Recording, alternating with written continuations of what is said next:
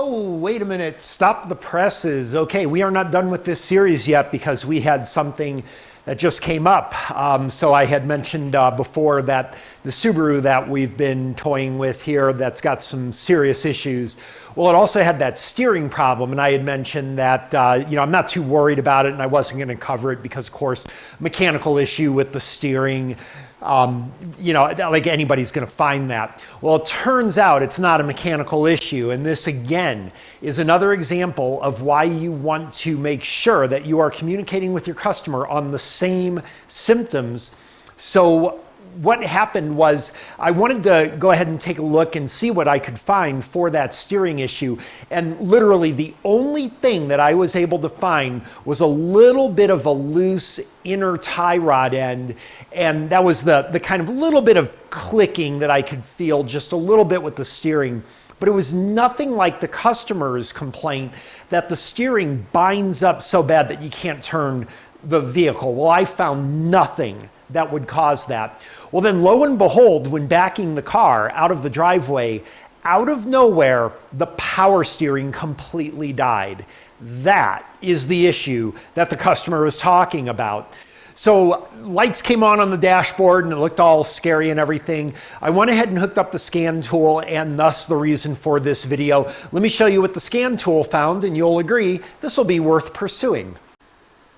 All right, you can see we have a no-com with the power steering control module. So I do happen to know this car does have an electronic power steering. I know Subarus of this era did have that electronic power steering. So it's basically an electric motor. And the electric motor is actually controlled by the power steering control module.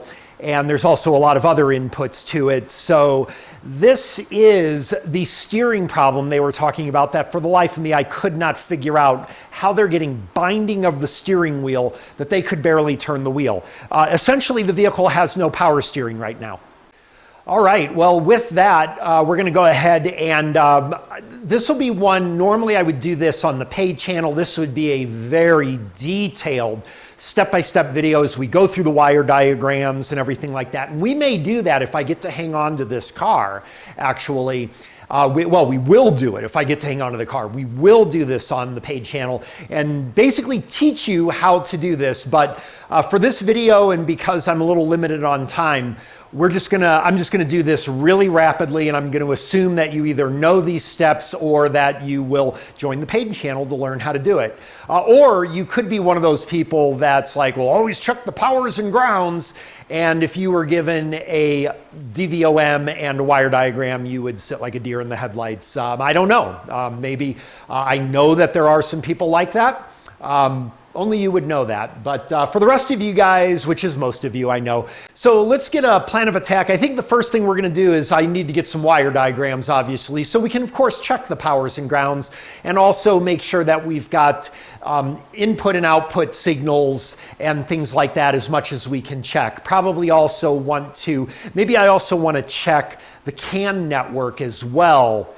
Except for, I have come to find that on these models like after 2012, pretty typically you can't just do my little trick where you look for the termination resistance in parallel and look for a 60 ohm resistance on your CAN network. I don't think we're going to be able to do that on a model this late. This is, I think, a 2018. So we better pull wire diagrams and let's do this stepwise. No, there are, now that I look, multiple resistors on the CAN network. So we're not going to be able to do the resistance test. I'm going to do it just to see that I get something there, but I'm not sure what it should read, and it's really not going to be that useful, but we'll try it. Okay, I'm anticipating we're going to get something a lot less than 60 ohms here on our CAN resistance, but let's go ahead and try that. The AL deal is way back up in the corner on this thing under the dash, so it's going to be way easier if I just use this breakout box here. And we're going to measure our resistance here. Let me make sure I'm set right. Yes, I am. And yeah, I get like 30 ohms or so here. All right, pretty clear. We've got our steering control module right here. It does look, as I spot check, that we've got the right wire colors for each connector here. So let me see if I can remove this actually. Now I can access all my wires on the back of it here, so that's a lot easier. Okay, so let's see here. We're going to start off with powers. So we're going to look, we've got a couple of them on here. So we've got this big red one here. Let me get a test light. I think that'll show up best for the camera. It'll be easiest so I don't have to focus. All right, we are going to use my favorite test light from viewer Paul Paquette, who gave it to me as a gift. We will be putting this to good use. Well, right there is a green and yellow. That was one I was looking for. Is that the one that I want? Yes, it is, green and yellow. Okay, so this is our first power right here. One of the things I always get, you're not showing which wire you're probing. I mean, yeah, I told you, I've mentioned 100 times, I'm probing the power here. That's the difference. If you're working on a 2018 Subaru Forester non-turbo, it's going to be this, I'll show you. There you go, right there, green and white wire, okay? It's always those same guys who tell me to check powers and grounds when I actually did check powers and grounds in the video. But the difference is that I'm not testing green and white wire. Actually, it's green and yellow. I am testing the power wire. So as opposed to being able to now test this wire on a 2018 Subaru Forester, if I can identify a power wire, I can test this wire on any vehicle in the world. So I identify the wires not by the color, but by the function. There he is. All right, there he is. That is definitely back probed. All right, so there's our first power right there. That is confirmed. Got one more. Again, we're just checking the power wire on whatever car this would be, whatever module it is. You test the power wire. The location and the color are going to be different on almost every car. So it literally does no good whatsoever. Power on the other one. Oh no, there goes my oh, there it is. So it literally does no good to identify by a specific color. I really stress, understand the concepts here and don't just paint by numbers, and you'll be able to do this on any vehicle. And that's the purpose of the paid channel, is to show you how to do that. All right, we have powers on here. Now we need ground. Let's see, so we've got, where is a ground here? Black and red will be a ground. All right, we can see we've got our ground right there. Any other grounds? Let's see here. No, that is our powers and grounds. We have power and grounds to this thing. Right there, I'm going to tell you this is going to be a bad module, but I want to do a little bit better than that. So what I'd like to do, I had some communication lines. Yes, I do. Okay, where? All right, so let's see. We've got, if we look here, we've got to computer data systems right there. So those are going to be our CAN high and CAN low. Looks like we got red and blue. There's a lot of red and blue wires on here, but not on that connector. Let's see. Black, brown, green, red, blue, white, yellow, black, brown. Is there a white on there? Oh, a white with a green stripe. Is there a green stripe on that white?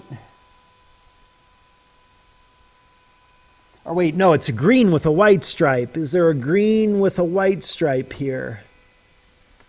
Okay, the green with the white stripe is on the connector above it. So it looks like our CAN high and CAN low are gonna be right here. All right. All right, there's one. I need another back probe. And two. That didn't feel like it made contact. That did. Okay, So we've got our CAN network probed here. Just want to see that we've got CAN signaling to this module here. Honestly, if I see CAN signals on here, I'm pretty much done. This car needs a module. That's honestly really all I need to see. We got powers, we got grounds, we got communication input to the module. We've got nothing coming out, obviously. So let's connect up. We have a pretty good series on my website about this exact testing that we're doing here. So if you want to learn to do this, that is available for sure. If you want to learn to do any of this stuff, that's all available. Oh man, I need to get room for my probe here. Oh man, let's see. All right. That should do it. Okay, can I get this guy in? There's one.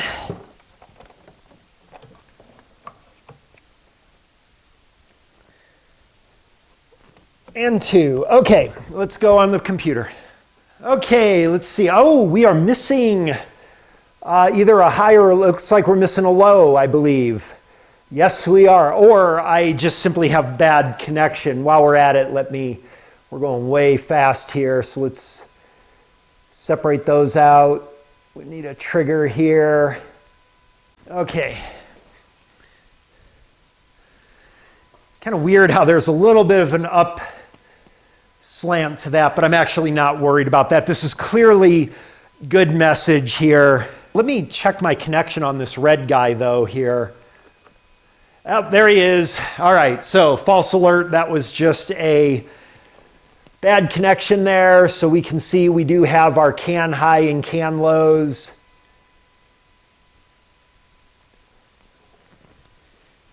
And we see nothing abnormal here whatsoever at all. Looks like that also fixed my little upward trend for whatever reason.